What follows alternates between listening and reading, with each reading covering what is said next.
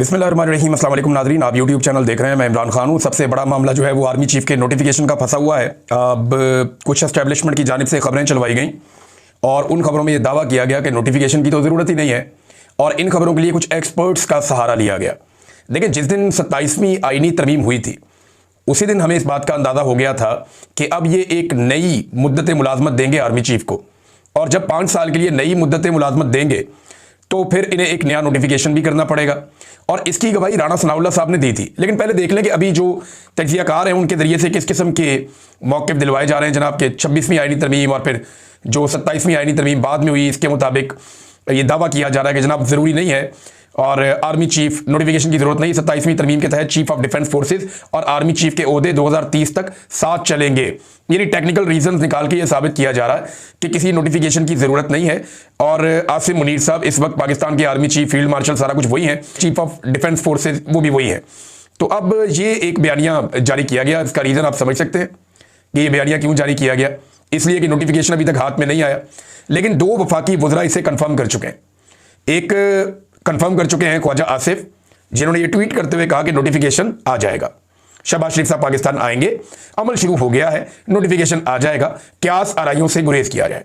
लेकिन ख्वाजा साहब ने यह कंफर्म नहीं किया कि नोटिफिकेशन किसके लिए किया जाएगा या वो कौन शख्स होगा जिसको नोटिफाई किया जाएगा। लेकिन ख्वाजा साहब ने ये कंफर्म कर दिया कि नोटिफिकेशन की जरूरत है। तो ये जो लोग कह रहे थे कि नोटिफिकेशन नहीं चाहिए, उसका जवाब तो ये है। फिर राणा सनाउल्लाह साहब का एक स्टेटमेंट है और ये हमें यहां पर याद रखना चाहिए।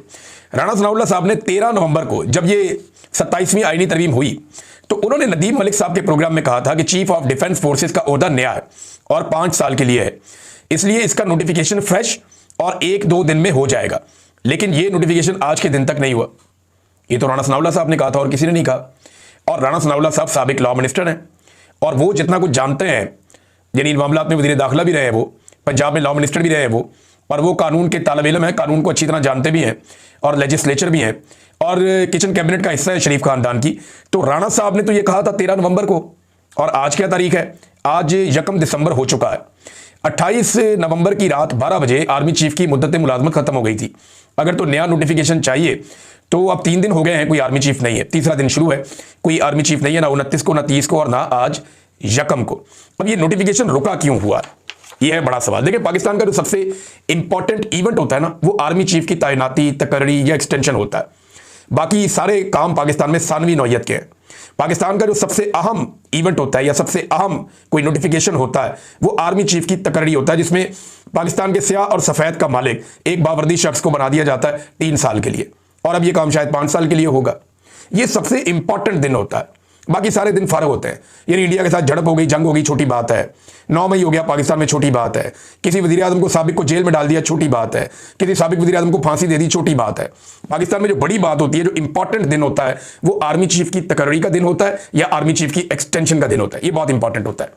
इतने इंपॉर्टेंट दिन को शहबाज शरीफ अवॉइड करके बहरीन से बरतानिया क्यों चले गए और वहां जाकर अपने क़याम को बढ़ा क्यों दिया?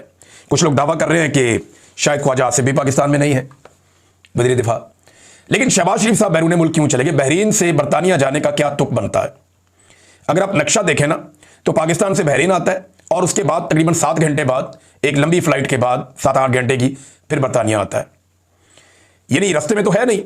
हाँ, ये समझ आती है कि शहबाज शरीफ अमेरिका गए और वापसी में बरतानिया रुक गए, ये तो बात समझ आती है। लेकिन शहबाज शरीफ बहरीन गए थे, जहां से पाकिस्तान चंद घंटे की मुसाफत पे, 2-2.5 घंटे। लेकिन शहबाज शरीफ साहब बहरीन से बरतानिया चले गए और ये भी नहीं बताया कि वो बीमार है। फिर एक ट्वीट भी कर रहे हैं अपनी भतीजी की तारीफ में और भतीजी आगे से जवाब भी दे रही है, मरियम नवाज। तो इससे वो ये भी बता रहे हैं कि वो एक्टिव हैं, चीज़ों को देख रहे हैं, सोए हुए नहीं है। और कोई कमर दर्द, टांग दर्द, सर दर्द, पेट दर्द, कोई ऐसा बहाना भी नहीं है। यानी शहबाज शरीफ साहब इस बात में बड़े माहिर हैं। जब भी उनके ऊपर केसेस बनते थे, बीमार हो जाते थे, वो कमर में उनके दर्द निकल आती थी और वो अस्पतालों में दाखिल हो जाते थे। शहबाज शरीफ, नवाज शरीफ, वो इन चीज़ों के माहिर हैं। जैसे उन पर मुश्किल वक्त आता है, वो अस्पतालों में पहुंच जाते हैं। जैसे ही उन्हें अदालत बुलाती है, वो कह रहे हैं जी हमें कोरोना वायरस हो गया, हम अदालत में पेश नहीं हो सकते। ये बार बार हमने देखा है। लेकिन शहबाज शरीफ साहब बरतानिया गए क्यों? हालांकि ये रास्ता भी नहीं बनता। वो बहरीन से आगे बरतानिया चले गए और वहां पे जाके अपने स्टे को प्रलॉन्ग भी कर दिया, लंबा कर दिया। वजह क्या है? इतने इंपॉर्टेंट दिन तो शहबाज शरीफ साहब को पाकिस्तान आना चाहिए था। फिर आप गौर करें, जब 27वीं आईनी तरमीम हो रही थी तो शहबाज शरीफ साहब ने यानी यहां काबीना का इजलास बुला के मंजूरी दे दी खुद शहबाज शरीफ साहब गालिबन अजरबैजान के दौरे पे थे। अजरबैजान से शहबाज शरीफ साहब ने कैबिनेट का इजलास बुलाया और यहां पे काबीना ने तरमीम की मंजूरी दे दी। इतना इंपॉर्टेंट काम, और ये एक छोटा सा नोटिफिकेशन है। शहबाज शरीफ साहब टेलीफोन पे अहकाम जारी कर सकते हैं, ये तो शहबाज शरीफ साहब फौरी तौर पे कर सकते हैं, एक फैक्स आ सकती है, मसला ही कोई नहीं है शहबाज शरीफ के लिए। लेकिन ये इतना इंपॉर्टेंट काम रुका हुआ क्यों है? आपको ना डॉट कनेक्ट करने पड़ेंगे। यानी मैं आपको सच बताऊं तो पाकिस्तान के किसी सहाफी के पास कोई सॉलिड न्यूज नहीं है। सारे लोग टमक टोइयां कर रहे हैं, कोई ये कहानी सुनाता है, कोई ये कहानी सुनाता है।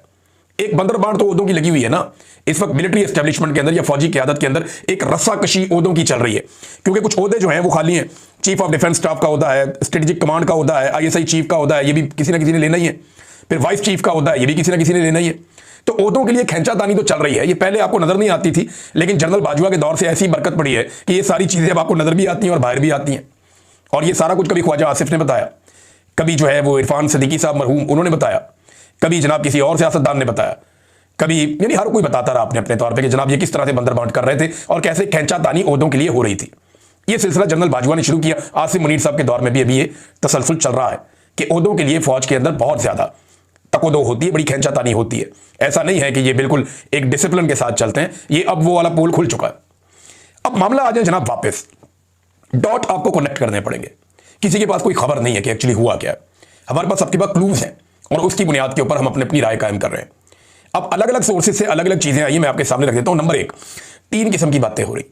नंबर एक, नवाज शरीफ साहब के कुछ मुतालबात हैं और वो वाले मुतालबात जो उनके साथी बताते हैं, जैसे कि अफसार आलम कि नवाज शरीफ साहब कहते हैं जी ये तो सबको टांगो, ये ज्यादती है, ये चीजें क्यों नहीं हो रही। एस्टेब्लिशमेंट कहते हैं तुम करप्ट हो, नवाज शरीफ कहता है तुम करप्ट हो, सियासतदान करप्ट है, वो कहते हैं एस्टेब्लिशमेंट करप्ट है। एक दूसरे पे इल्जाम लगा रहे हैं और एक दूसरे पे इल्जाम लगा के एक खराबी पैदा हो रही है, जिसकी वजह से ये नोटिफिकेशन डिले में जा रहा है। कॉमन सेंस इसको नहीं मानती। देखिए जब फौज लेकर आई थी ना नवाज शरीफ को और जरदारी को, तो उन्हें तब पता था कि इन्होंने पानामा भी किया हुआ, कारनामा भी किया हुआ। उन्हें पता था कि जाली अकाउंट्स वाले केसेस क्या हैं।